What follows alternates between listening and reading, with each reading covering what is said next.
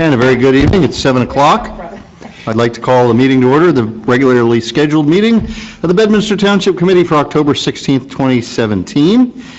We have our entire committee with us tonight. Can I have the Open Public Meetings Act statement? Yes, sir. Adequate notice of this meeting of the Township Committee was sent to the Courier News in Somerville and to the Burnsville News down in Whippany and to all subscribers. Posted here at the Municipal Building as of January 9th, 2017. I'll ask you all to join me in the Pledge of Allegiance. I pledge Allegiance to the flag of the United States of America and to the republic for which it stands, one nation, under God, indivisible, with liberty and justice for all.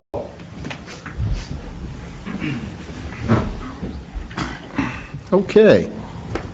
We have two sets of meeting minutes to approve, or to review, I should say, both from October 2nd, our regularly open session, a regularly scheduled meeting, and the executive session. Any comments, changes, questions to the minutes? And if not, I'll take a motion to approve.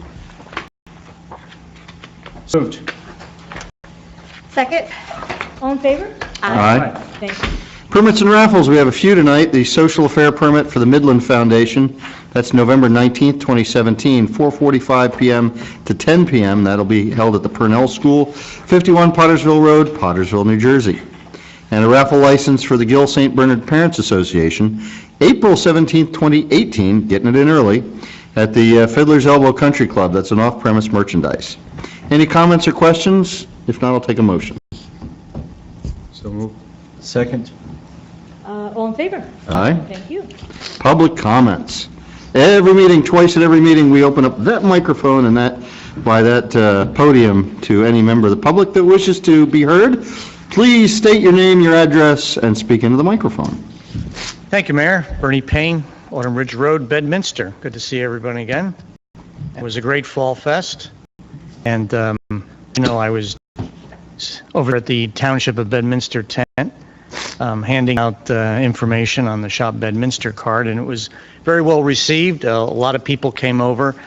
In fact, it was interesting. I was telling Judy that I had two people come over and they just moved in the neighborhood to town because they work for our newest employer, Malincrop.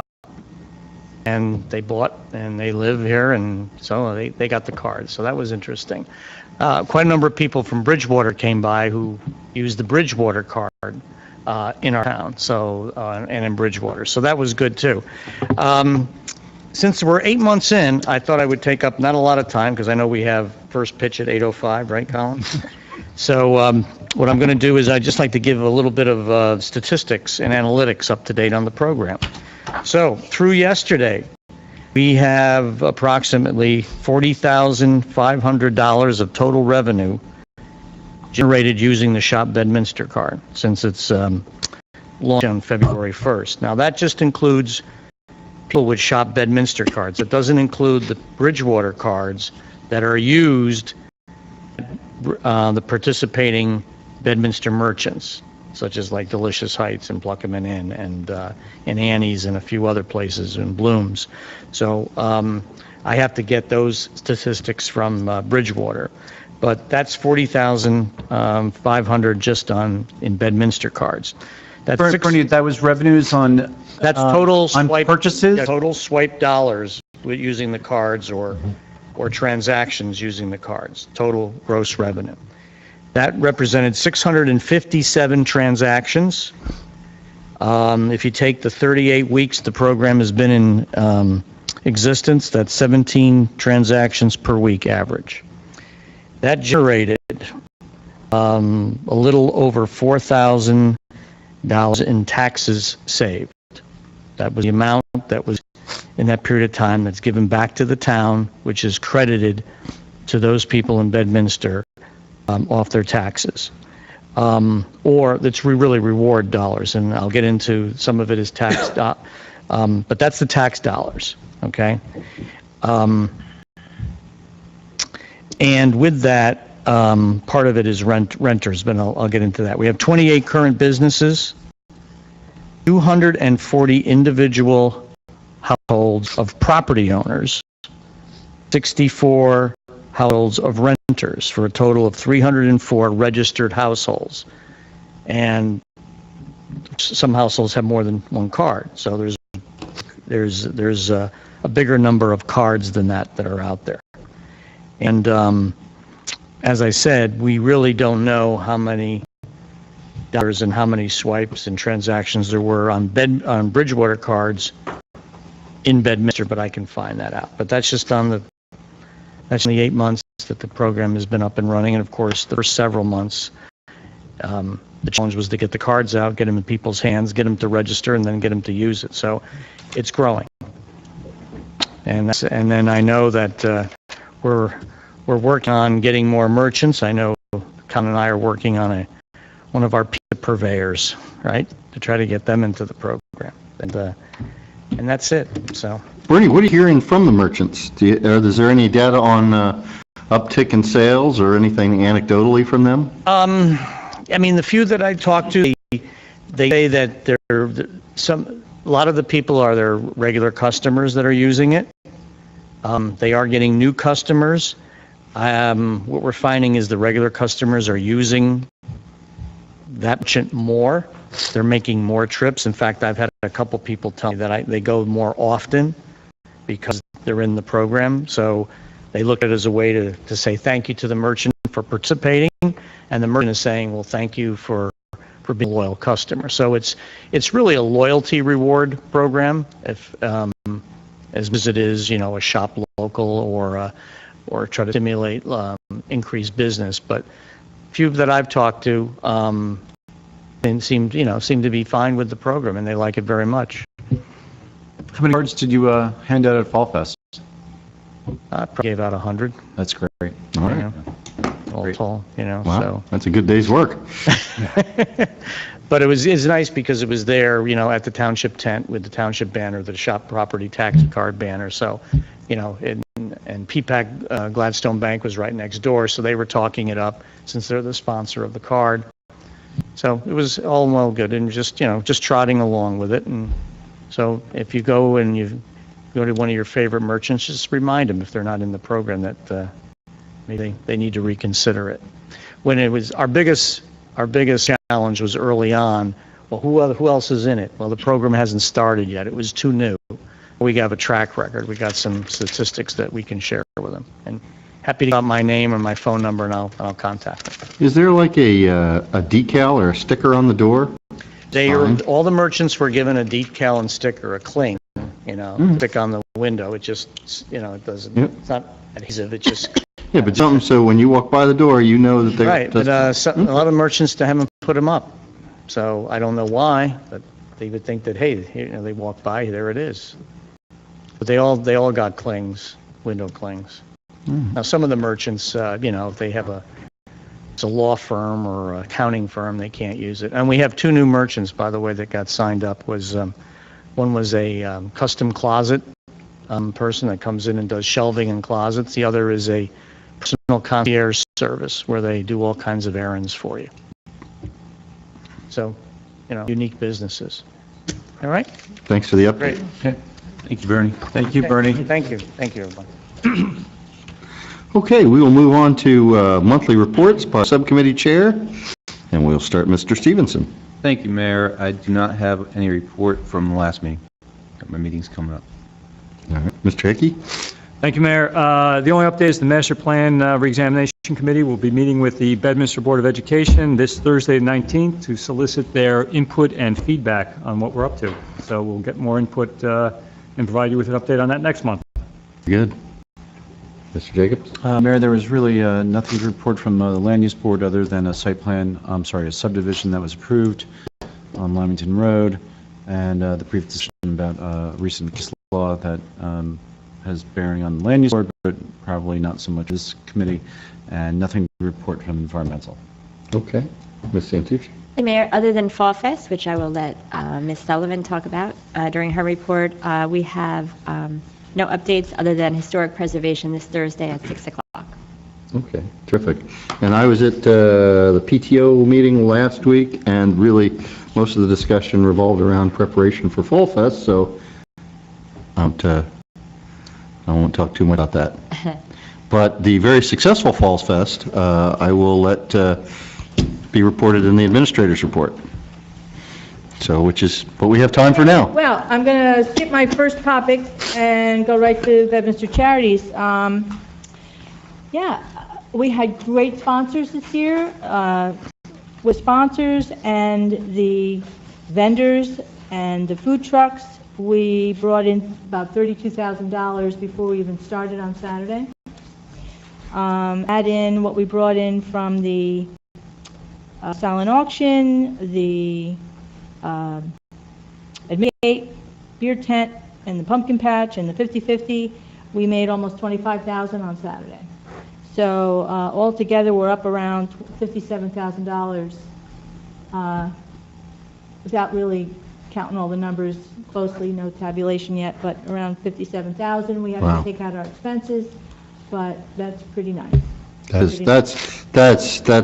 and you know, everybody was talking, because we had a slightly new arrangement of the fairgrounds there, and, you know, do we have more people, less people than last year? And it's kind of hard to tell when you know, folks are a little more spread out and dispersed, but that statistic is the one that really counts, because it's a fundraiser. Yeah, so we had a 10,500 at the front gate, which equates to about 2,100 people that were paying coming through the gate. The vendors all got some free tickets, and then we had a lot of volunteers, so we estimate around 2,500. We were at the Mallinckrodt ribbon cutting this morning. I'm sure you're going to speak about that, so that was a very nice event to be at. Mr.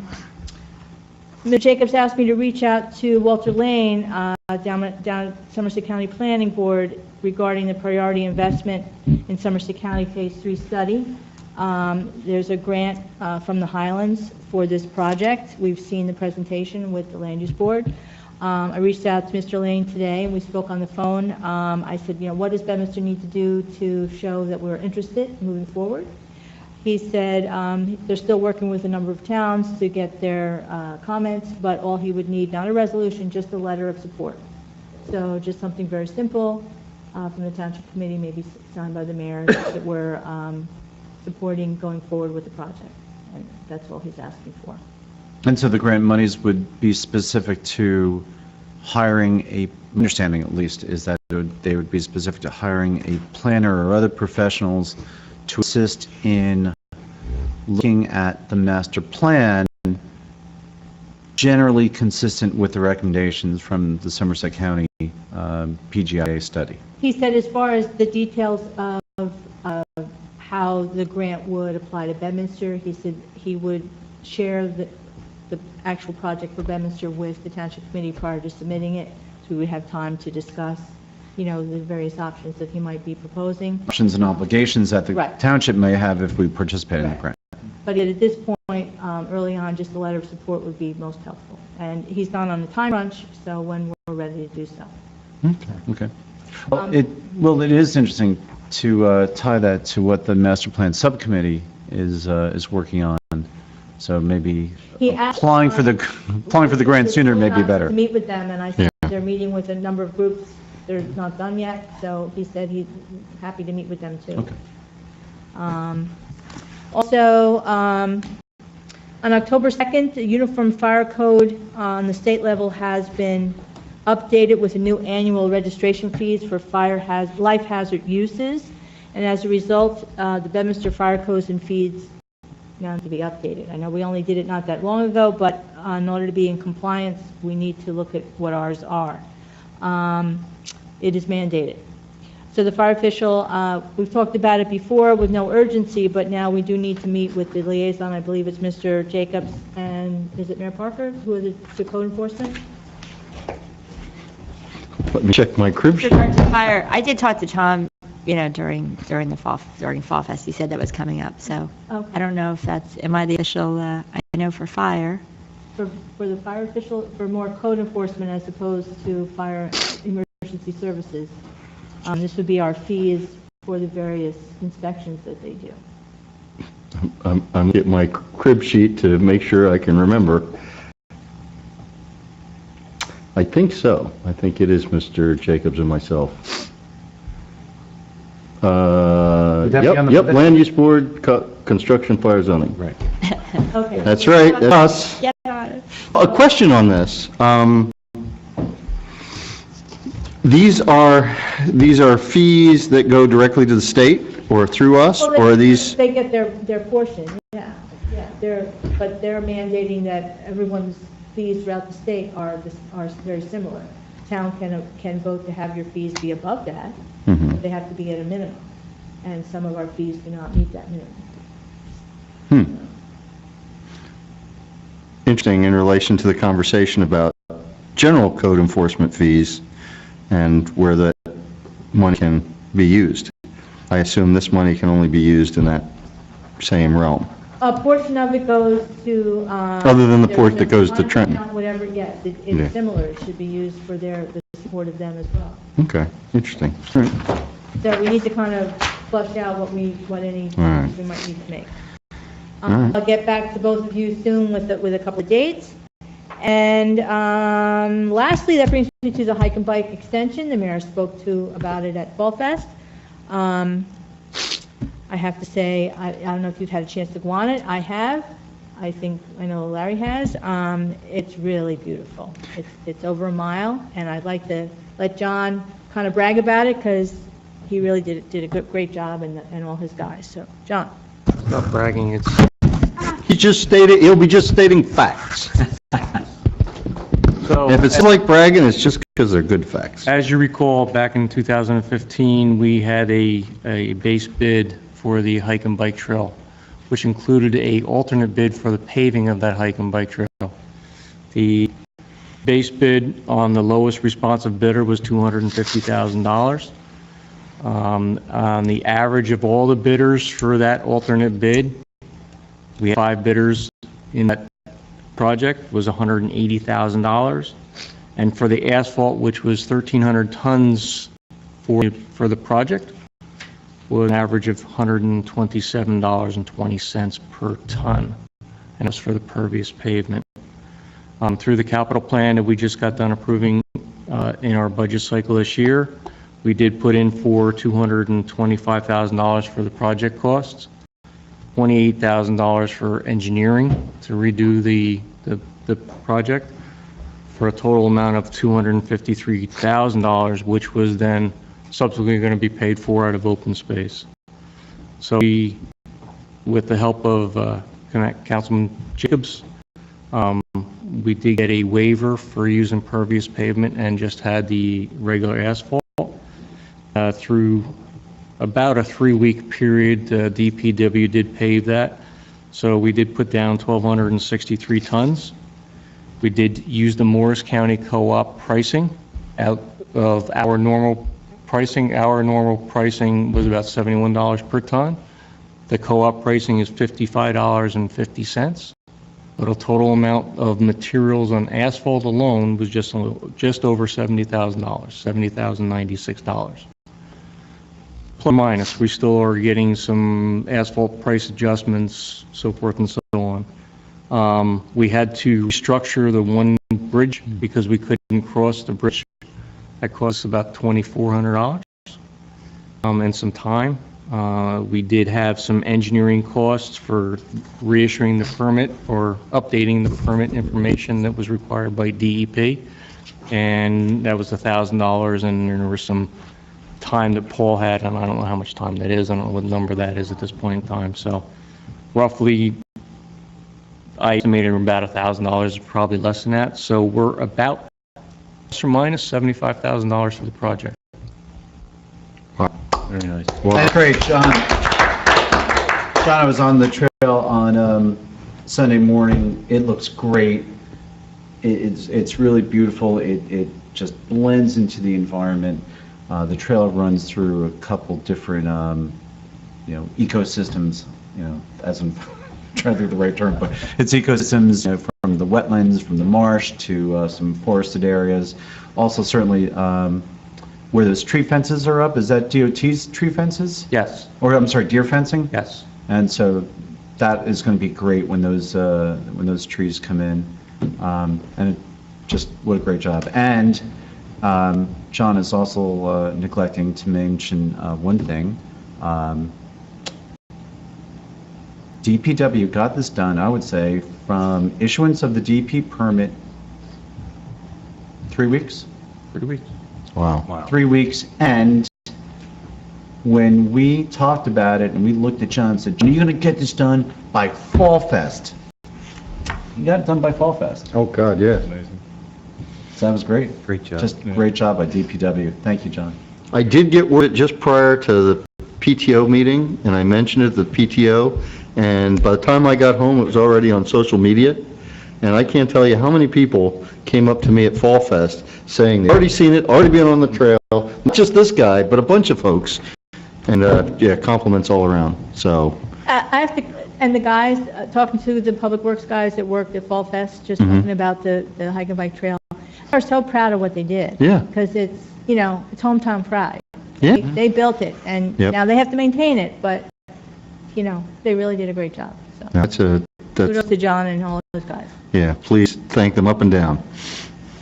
So you can now, you can bike, Mm-hmm. come to Airport Road, Burnt Mills. Well, I don't have to go down Klein's, Nope. no. I don't have to negotiate my way through the gate. No, you don't have to buck with the. Are you allowed to go through there? I went down Yeah. through the gate, and it says. We have a right of way. Pass and all that, but, Yeah, you at one point needed to write a letter to someone. yeah, and but you it can was run being- through there all the way to, that goes to River Road, right? Yep. Yeah, And I won't interfere with you. unless it's deer season. Okay. Well, if you don't see me at an upcoming meeting one of these days. So with that connector, you can physically, any place you get on, you can get full. Oh, yeah. Physically go all the way around from Burnt Mills, all the way up through the library, through the school, up through the Yep. hills, down through Pluckerman, Yep. and make your way around again. So Yep. it completes a long process that Joe Metelsky started way back when. That was the other name I was going to say. I saw Joe on Saturday, but I did not get to chat with him about it. I'm sure he's all over that. He'll be taking his dogs out, well, his dog out there. Yeah. So we still have a little bit of work to do to finish up, but the majority of it's done. Great job. Yeah, thank you. All right, well, let's move on. Discussion of introduced ordinances. We don't have any. Introduction of ordinances. We don't have any. Public hearing on ordinances. We don't have any either. Consent agenda appears empty. Resolutions. I don't see any there either. Remember, the government that governs least governs best. But we do get to approve the bill list, so I'll ask for a motion to approve the bill list pending the approval of individual invoices. Second. Roll call vote. Mr. Stevenson. Aye. Mr. Meeks. Aye. Mr. Jacobs. Aye. Mr. Mantucci. Aye. Mayor Park. Aye. Okay. Discussion items. Well, we have some new business, and that would be the best practices checklist. Comes around every fall. Yes, you should have this in your books. Mm-hmm. This year, it changes. Last year it was 30, this year it's 25 possible points. All municipalities within the state of New Jersey have to answer the various questions, and they're mostly policy questions. The municipal clerk and the CFO have to sign their licenses on the bottom to say that everything that is stated in the report is true. And towns must maintain at least a score of 21 or better to maintain 100% of their state aid.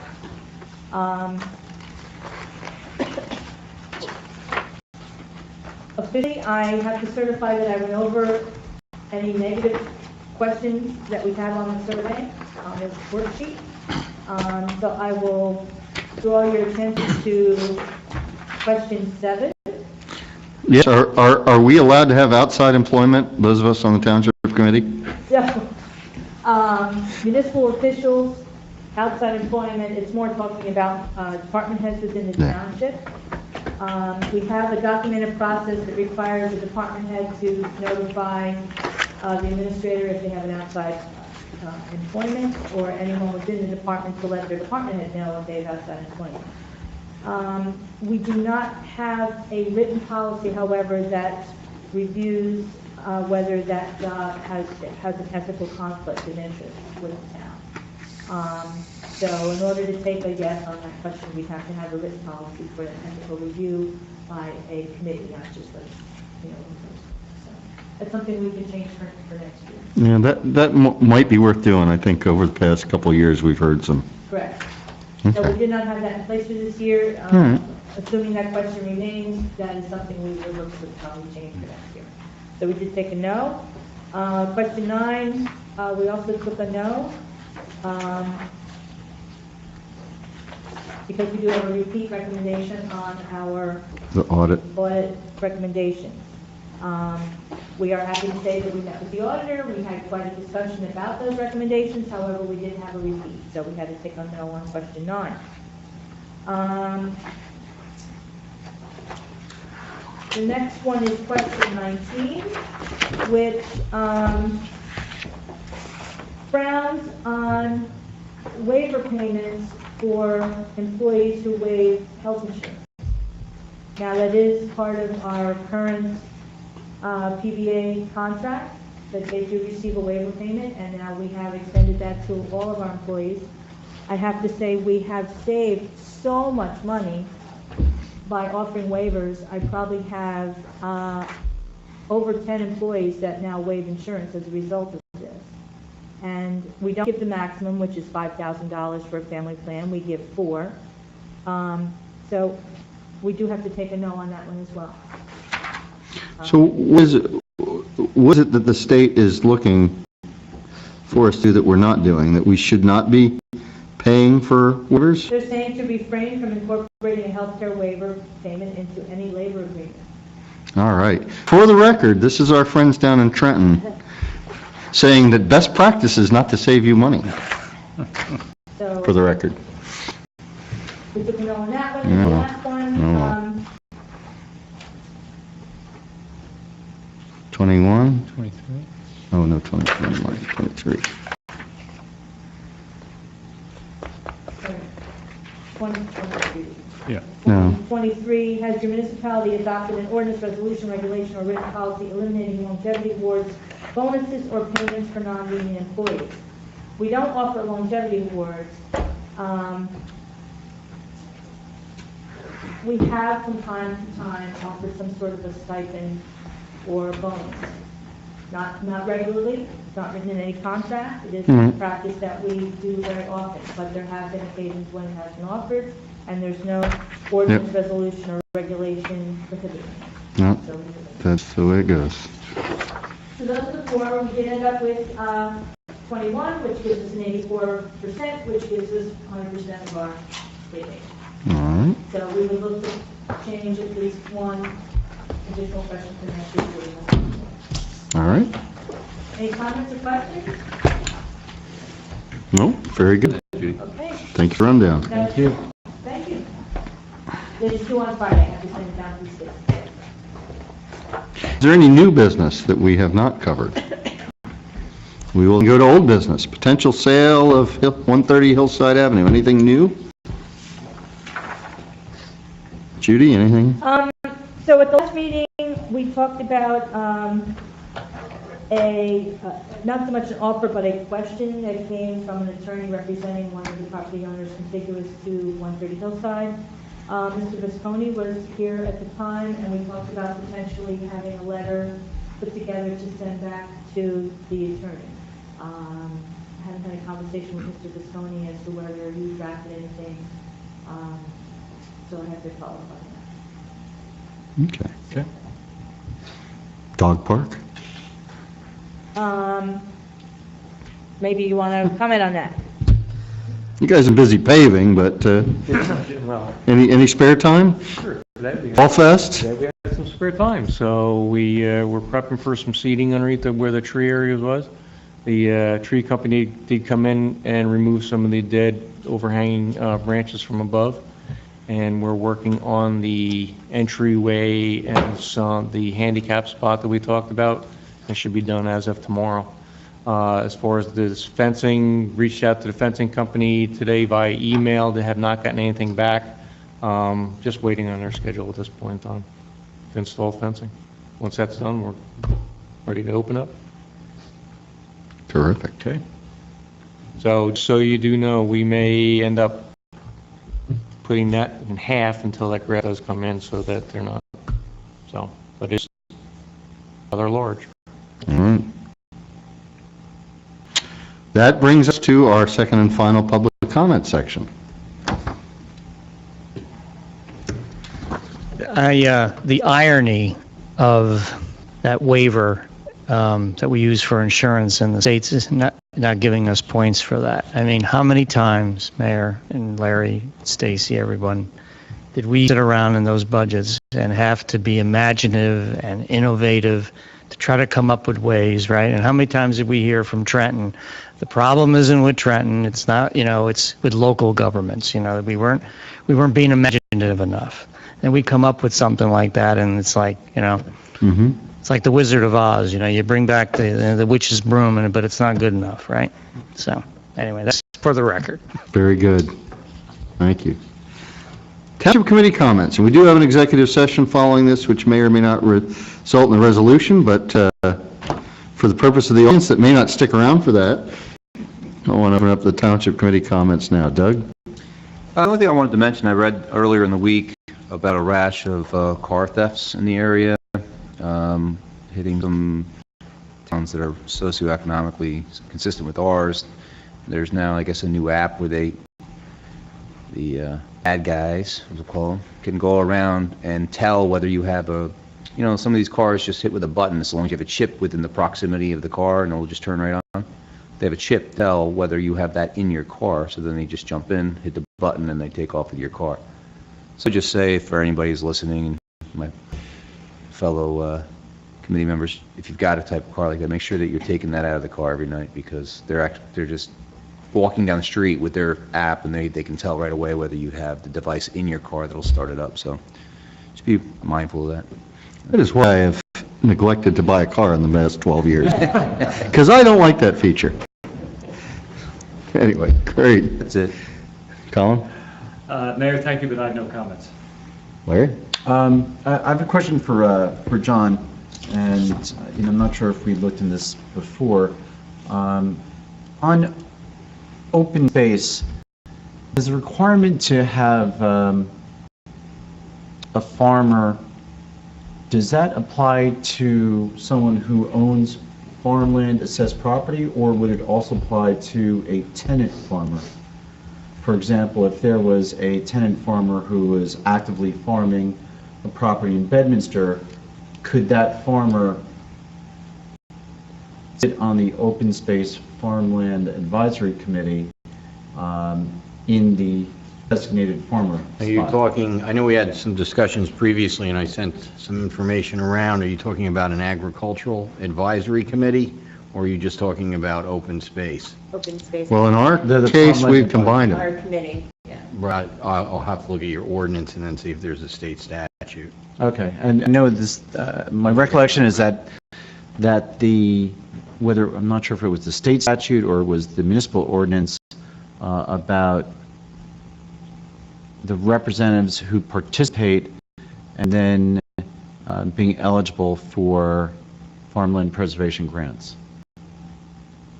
So I recall that being an issue, and just thinking about what we can do, once again, protect the agricultural economy. Yeah. Well, and I think the health of that committee and the vitality of the participation in that committee has been a little bit difficult in recent years.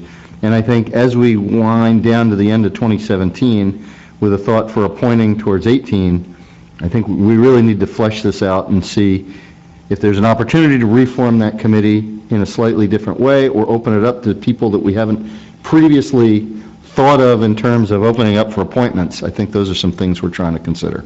Okay. So any advice you can give us on that, I think would be really appreciated. Will do. That's it, Mayor. Stacy? I just wanted to thank John and his members of the DPW and Judy and everybody really for a great Fall Fest. I mean, you come out, you're so proud, and we talk about this every year, but you come out, it's early in the morning, you're coming out, you're like, oh, it was, a little chilly, it was a little rainy. But you have a fantastic day, and you look around, and everybody's having a blast. And then, you're just so proud of Bedminster. And, we hear about it, we see it in the paper, but when you're there, it's really neat. And why, One of the top 10 things to do for that day in New Jersey. We were pretty excited about it. Really? And what publication was that? Was that the Star Ledger? I guess Star Ledger. Yeah. Has voted one of the top 10. I don't know. Only a few weeks after the Star Ledger put in a Sunday paper that we were the top town in Somerset County, bang for the buck for property taxes. it's just a chill day. You come out and you're really, how you're running around errands each and every day on the weekends, and Saturday and Sunday, and it kind of, makes you relax. And all the people did a great job, and thank you very much. And, we went out next morning to clean up. There was really nothing to clean up per se. It was really, everybody did a great job, and the food was fantastic. It was just something really different, and you get to see your town, and you get to see other people who don't get to be here appreciate it. So I just want to say thank you, and you worked really hard, and we had a lot of fun. Yeah, as I walked off the field at the end of the day, as folks were cleaning up, I noticed that going from the bandstand, and I parked in the public parking, sometimes I'll go down and pick up a few pieces of garbage. I had a hard time finding any. I mean, that's because everybody just cleaned up after themselves and did a great job. Aside from the public works, who was vital, without them, it wouldn't happen. Police department also stepped up and does a great job, helps out. But we have now a great trustees committee. We have a representative from each of the 7 charities, and then we have our own, there's 4 officers of the Bedminster Charities Organization. And in recent years, we've really pushed them to take on a portion of the event, and that's theirs, and they run it. And everybody, it was a team effort. There wasn't. Well, I was at the PTO meeting Tuesday night, and Marissa Austenberg was pounding the table saying, we need volunteers, we need them by the close of business tomorrow. I've got all the kids that are getting their community service. The kids, the roster's full. So the kids are volunteering, but parents, you need to come out. I want this roster full by close of business tomorrow night. And she did it. And Saturday, everybody was there. And not only was everybody there, they were having a good time, and it all worked out. Yeah, I do want to thank the 7 charities who benefit, but also came out and really made it run. I walked around to the 2 fire departments and the rescue squad, and I walked to every booth on Saturday and thanked them for being out there, and everybody had positive things to say.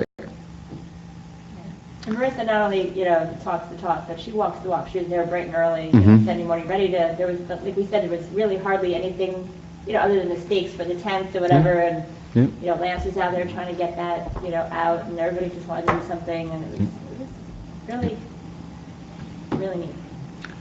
And then I will close on one other thing, and anybody else who was there can chime in today, which we're going to talk about but didn't, the ribbon cutting at Mallinckrodt today. I mean, what a great day for Bedminster Township. We spent an awful lot of time. You're spending time with the master plan subcommittee, the land use board. We'll all spend time trying to figure out how to make sure that our businesses and our business corridor is vital, and that our ratables are running on all cylinders. We got a tour today of this facility across the way that has been under construction for about 9 months to a year, something like that. It's amazing. It was amazing. They took it down to bare bones inside, and it is truly a state-of-the-art office building. They've got 500 employees coming in. The work they do is incredible when you hear about exactly what that pharmaceutical company does. The ribbon cutting, Leonard Lance gave a speech and discussion. Now, Leonard is probably the foremost authority in our House of Representatives on the pharmaceutical industry, so this was a home run for him, and he spoke very eloquently on that. We had our state senator Mike Doherty out there today. We had Assemblyman Peterson, DeMayo were out. Peter Palmer was out. Oh, by the way, that was another thing I got to do this week, was go to the farewell dinner for Peter Palmer, which was another fantastic event, well deserved. And then 4 or 5 of us were out there. No problem, but that's still an amazing turnout for a weekday morning. And so I was just very proud of everybody that came out. The employees came out, everyone was friendly, everyone was pumped to be there. I don't want to talk too much about the cafeteria because I hope it's not open to the public, because Bernie, our restaurants in town may have a tough time if they know the Malincrot cafeteria is open.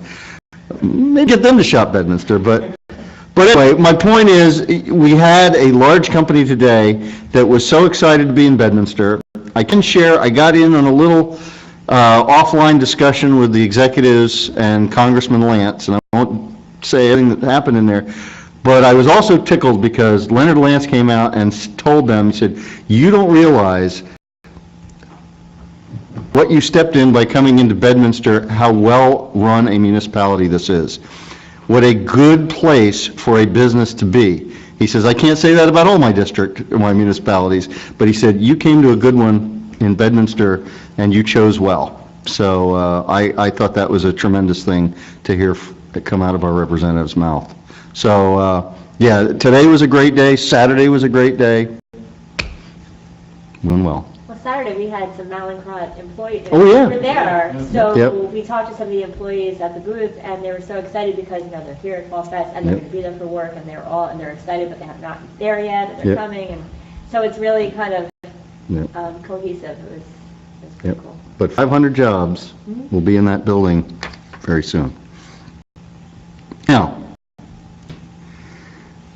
we have come to the end of our meeting before an executive session. I did somebody walk in, we just had public comment about 2 minutes ago, but I'll open it up again for public comment if there's a member of the public that wishes to address this board. Thank you, Mayor. Robert Lewis again, Glen Hill Preserve. I got a quick update. I got a letter from the NRCS the other day saying the deadline is extended until November 6th. And they're still evaluating the document that you signed, the resolution. So I don't have any feedback from them on whether they'll accept the application based on that. I did send you some questions, and I'm wondering if there's any feedback. Colin said there wasn't on Friday, I believe. Friday, like the 2 days or 3 days? 13th? Yeah.